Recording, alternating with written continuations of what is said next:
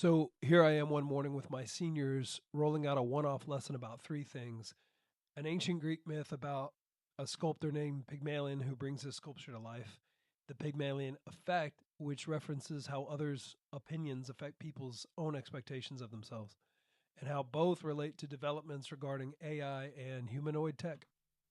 Explain how that ties into a subject I think you're all familiar with, the uncanny valley. Oh, yeah. Hands up if you're familiar with the uncanny valley. Yes. Yes. This is good. Okay, I can't wait, especially for those that are uninitiated. So then I begin laying out the learning intentions and success criteria pertaining to this kind of odd duck lesson, what they're going for, and also how it relates to a subject called the uncanny valley. So we're just employing a lesson in futurism. Success criteria: you're going to be successful if you can reference both this ancient myth and a modern example of the uncanny valley. Duh. And you can accurately describe the uncanny valley using appearance, behavior, and emotional response. So upon reflection, even though it was a one-off lesson that was mainly meant to provoke their imagination and be able to make some arguments as a group, I do think an anticipation guide would have been a little bit more useful, and for me to shut the heck up and just let them maybe go through the expectations together in Mentimeter where they can vote yes, no, we get it, that kind of thing, instead of me trying to sell it. You will be working in groups, and since we have 8 tables now instead of 7, feel free, one or two of you, to jump around. So we just have an average of 3 or 4 at each table. Okay. Then, of course, we have the rollout of the CHAMPS aligned procedures for this activity, keeping the convos aligned to the lesson, asking the group before necessarily contacting me. We get into the A, the activity itself, what they're actually doing, putting the kibosh on, most movement, and explicitly teaching what good participation looks like. This paid dividends, believe it or not, and I usually do something very similar to this whenever we're about to roll out group activity, but explicitly teaching what they're expected to do for each group or table activity. They were on task the entire remainder of the class period. Even when we banded together to hear from all 8 tables, there was no hesitation. Everybody knew what they were supposed to do. They had elected a speaker. It went well.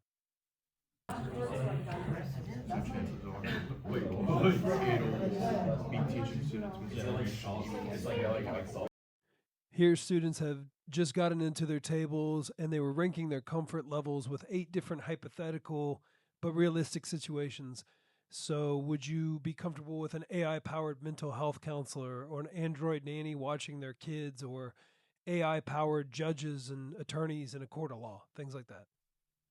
So, more reflection. The initial group activity was worthwhile, and the CHAMPS method helped keep these tired seniors on task. But looking back, 5 minutes feels like an eternity in terms of rolling out a concept and going over the preliminary group activity.